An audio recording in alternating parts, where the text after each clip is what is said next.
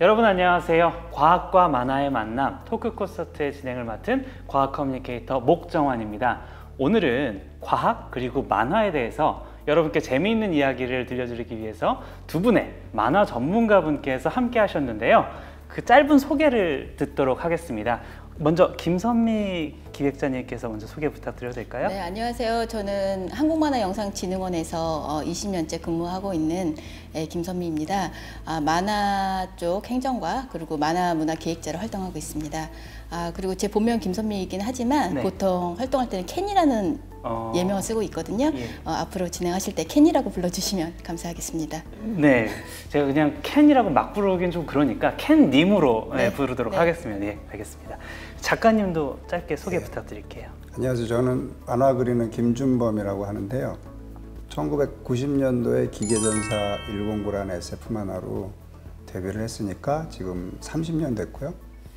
웹툰으로 다시 돌아온 지는 5년 정도 되었어요. 그리고 별자리를 강의를 하고 상담을 하는 직업을 또 가지고 있어서 그쪽 컨텐츠로 이제 유튜브 김준범 TV라고 운영 중입니다. 네. 사실 제가 90년생이거든요. 그때 기계전사가 처음 나왔군요. 네. 네, 소개 감사드리고요. 그 캔님, 네. 그 요즘 코로나19 때문에 집 밖으로 사람들이 많이 안 다니다 보니까 게임 이용자가 굉장히 많이 늘었다 이런 얘기를 들었거든요. 만화도 그런가요? 그러지 않아도 저도 네. 코로나19 사태 때문에 많은 그 만화 관계자분들 그 플랫폼을 운영하시는 분들께 이렇게 전화를 해서 여쭤봤는데요. 원래 그 만화는 그 방학 때 성수기인데요. 지금 좀 죄송한 말씀이지만 코로나19 특수를 누리고 있다고 합니다. 그래서 국내뿐만 아니라 국외까지도 이제 매출이 계속 증가하고 있는 추세고요. 4월인데도 계속 매출이 늘어나고 있다고 합니다. 네. 그러니까 오히려 호황을 누리고 있는 네. 그런 느낌이네요. 아무래도 사람들이 밖으로 나가서 활동을 많이 자제하다 보니까 집안에 있는 시간이 많고 그리고 이제 만화를 많이 보는 것 같습니다. 네, 알겠습니다. 사실 몇 년 전부터 만화가 분들께서 방송에 되게 많이 출연을 하셨거든요. 근데 제가 SF 만화 작가분을 직접 만나 뵌 거는 사실 처음이에요. 그래서 작가님 혹시 예전에 허영만 선생님 문화생으로 계셨다고 들었었거든요. 이제 어떻게 해서 SF 만화를 그리시게 됐는지 그 이야기를 조금 부탁드릴게요.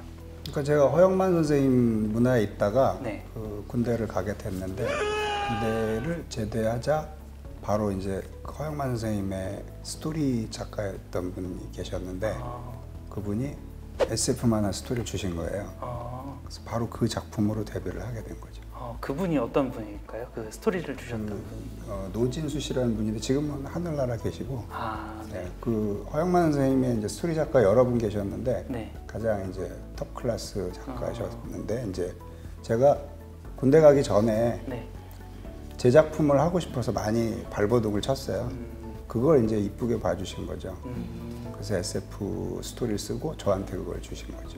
그럼 원래부터 SF를 써야지 그런 생각을 갖고 계셨던 건 아니었던 거죠? 그렇죠. 저는 이제 군대 가기 전에 그때 있는 매체의 거의 대부분의 원고를 넣고 다 떨어졌어요.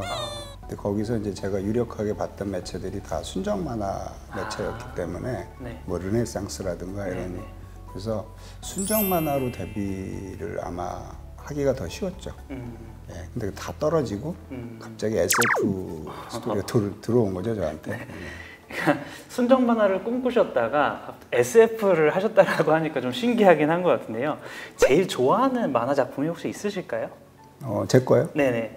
아니요, 그 작가님께 생각하는 제가 제일 좋아하는 만화요. 그건 이제 일본의 보노보노라는 만화가 있어요. 상당히 좋아하죠. 네. 혹시 그 캔님도 하나를 뽑아주신다면? 저는 기계전사 109를 물론 제일 좋아하지만 입만 벌리면 계시기 때문에 저는 강도화 작가님의 위대한 캐치비를 추천드리고 싶습니다. 왜 그 작품을? 위대한 캐치비는 뭐 우리나라 웹툰의 뭐 1세대 작가의 뭐 작품이기도 하지만 연출, 기획 그리고 뭐 디테일, 스토리 뭐 하나 이렇게 빼놓을 수 없고 굉장히 완벽에 가까운 작품이라고 이제 생각을 하거든요. 그래서 사실은 지금도 가끔 이렇게 보고 있어요. 그래서 제가 많이 보고 있는 작품이기 때문에 좀 추천드리고 싶습니다. 그 보노보노는 왜 가장 좋아하시는 걸까요? 보노보노, 그러니까 제가 제가 만화를 그리거나 네. 또는 이제 다른 작품을 제가 볼 때 기준이 네. 그 안에 메시지가 있냐 없냐를 많이 따지거든요. 네네. 보노보노는 일종의 철학서 같은 어. 만화예요. 네, 그래서 아주 좋아하죠. 저도 나중에 이제 촬영 끝나고 집에 가서 좀 찾아서 봐야 될 것 같습니다. 놀라실 거예요. 아 그래요? 어떤 면에서? 보노보노는 보노보노라는 만화를 좋아하는 사람과 네. 전혀 못 보는 사람은 나뉘어요. 그래요? 네, 만화 형식이 너무 파격적이어서. 제 생각에 여기 계신 분들 다 끝나고 가서 한번 찾아보실 것 같은 그런 느낌이 듭니다. 네, 사실 저도 어렸을 때부터 만화를 굉장히 좋아했었는데 이렇게 만화 전문가분들이랑 있으니까 되게 신기하고 재밌어요. 근데 저는 제가 과학자여서 그런지 몰라도 과학을 소재로 한 만화나 영화 같은 SF 장르를 굉장히 좋아하거든요. 근데 이런 만화들이 옛날에는 별로 없었던 것 같은데 조금씩 많이 늘고 있다는 이야기가 들리는 것 같아요. 어떻게 캣님 어떻게 생각하십니까? 제가 이제는 그러지 않아도 SF 만화 관련돼서 통계를 돌려봤는데요. 네. 예나 지금이나 SF 만화는 그렇게 우리나라 만화에서 한 1%, 전체적으로 그래요? 1%에서 한 2% 정도 차지하고 있더라고요. 예. 굉장히 적네요. 네, 아무래도 왜 SF 만화가 네. 굉장히 중요한 위치를 차지하고 있음에도 불구하고 많이 이렇게 출판되거나 발표되지 않은지 그것에 대해서는 뭐 작가님도 잘 아시겠지만 아마 독자 분들이 아무래도 이제 유료 결제라든지 이런 부분에서 많이 안 하시는 게 가장 큰 것 같습니다. 작가님 생각 어떠세요? 제가 이제 쭉 그리면서 느꼈던 점인데 첫째는 SF 만화를 아동 만화라고 좀 우리나라 사람들이 그렇게 생각을 해왔어요. 네. 그게 이제 작가로서는 조금 창작의 어떤 제약이 좀 되고요. 이게 사실은 어른들한테 더 어울리는 장르거든요. 네네. 근데 아동 만화라는 이런 편견이 좀 있었고 지금 이제 SF 하기 힘든 거는 웹툰 시장이 예. 이제 청소년에 한정되어 있어요. 주 이용자가. 그렇죠. 네네. 그러니까 어른이 볼 수가 좀 없는 그런 컨텐츠가 이제 한 곳으로 몰려가고 있는 중이라서 SF를 한다고 해도 거기에 맞춰야 되거든요. 네네. 그러니까 SF의 본질인 어떤 철학적인 세계관이나 이런 거를 펼치기가 쉽지는 않죠. 그런 거는 독자 입장에서도 조금 아쉬운 것 같습니다. 좀 더 많았으면 좋겠는데 사실은 과학과 만화가 만난다라고 하는 게 쉬운 일만 같지는 않거든요. 그래서 작가님이 이제 항상 창작을 해 오셨으니까 과학을 만화의 소재로 사용하는 거가 어떤 좋은 점들이 있는지 또 어떤 어려운 점들이 있는지를 좀 말씀해 주시면 좋을 것 같습니다. 저는 이제 개인적으로 신기한 거랑 네. 새로운 거, 남이 안 가본 거 그런 쪽으로 이제 달려가는 걸 좋아하는 입장이라서 네. 이제 과학적인 소재를 다루게 되면 신기한 게 참 많잖아요. 네네. 네, 그런 거를 하는 거는 장점이고 저한테는 네. 단점은 이제 그 SF 이제 나름대로 덕후들이 있단 말이에요. 네. 그렇죠. 그분들 따집니다. 이게 과학적으로 맞지 않아. 왜 이런 거야? 네. 뭐 그런 건 이제 좀 단점이 되죠. 욕을 많이 먹고. 네. 그리고 뭐 댓글 같은 걸 통해서 이렇게 얘기가 나오는 건가요? 그렇게 볼 수 있죠. 저는 뭐 많이 악플 달린 경험은 없지만 무섭죠. 네. 과학적인 토대가 없다고 느껴지면 이제 SF 작가로서는 조금 단점이 되는 거니까 독자의 반응이 무섭죠. 네. 그 캣님은 어떻게 생각하세요? 그 과학을 만화의 이제 소재로 사용하는 거에 대해서. 사실 일본에서 그 아톰 만화 이후에 그 만화를 본 그 세대들이 과학에 굉장히 관심을 많이 가졌다고 하잖아요. 네. 그래서 저는 사실 만화계를 보면 굉장히 장르가 치우쳐져 있거든요. 뭐 로맨스라든지 개그, 뭐 코믹물, 뭐 그런데요. 좀 다양한 만화가 있었으면 좋겠고 특히 과학하면 굉장히 일반 사람들이 되게 어렵게 접근을 하거든요. 네.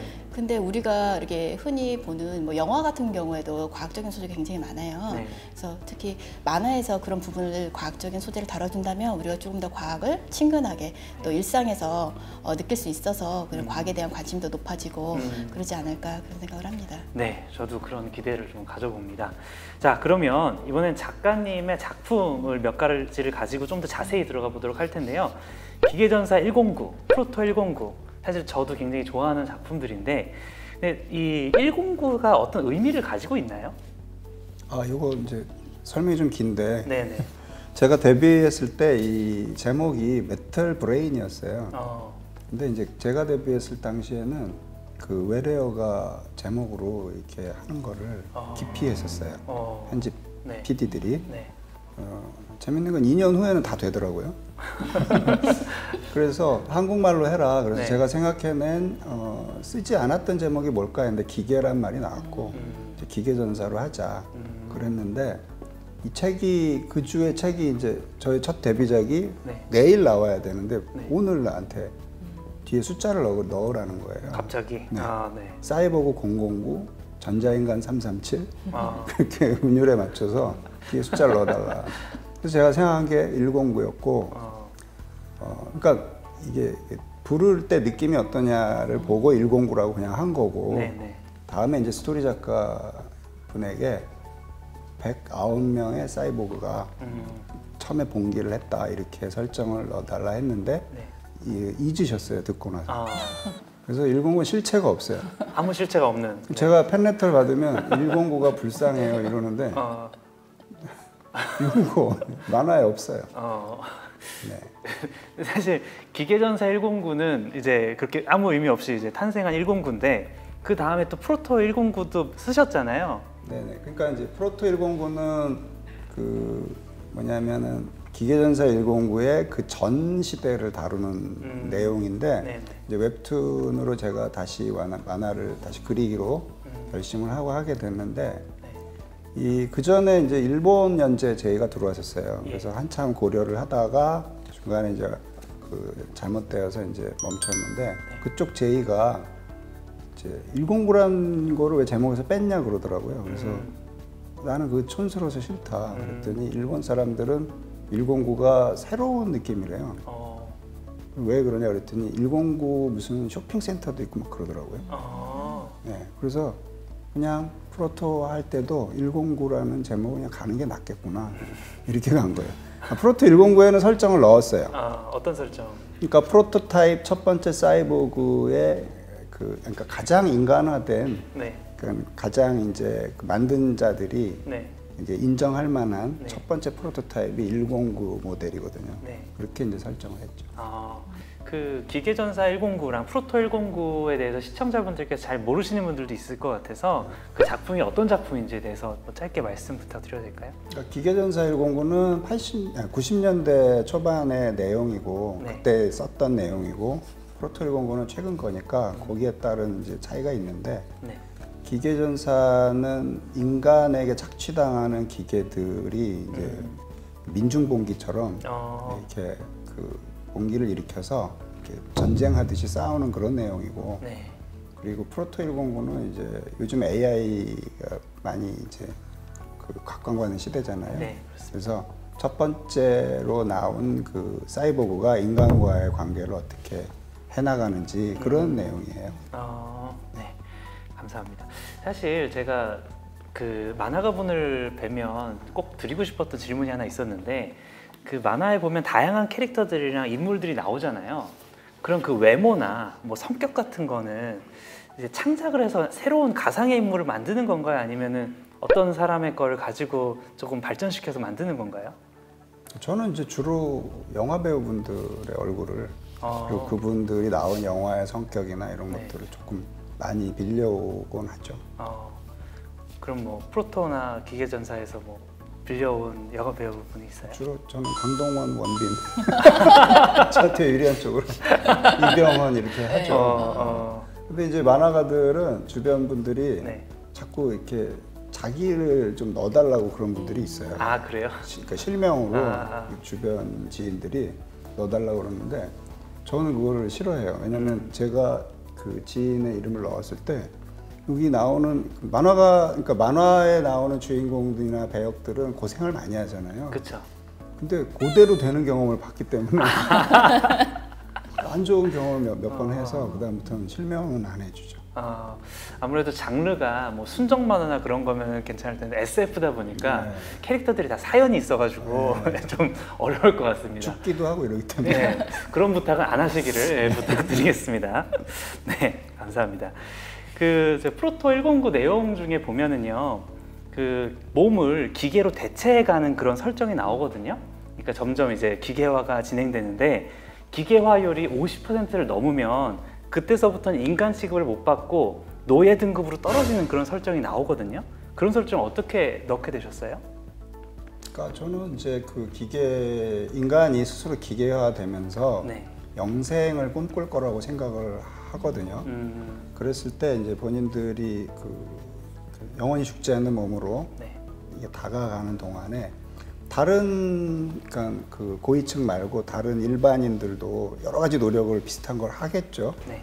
그랬을 때 어떤 차이점을 두기 위해서 이렇게 그 영생을 위해서 몸을 계속 기계화 시키다가 50% 넘으면 자동적으로 노예로 기계가 노예니까 네네. 기계 신분으로 떨어지게끔 장치를 해버린다. 아. 이렇게 이제 설정을 한 거죠. 아, 그런 어떤 사회적인 거를 좀 녹여서.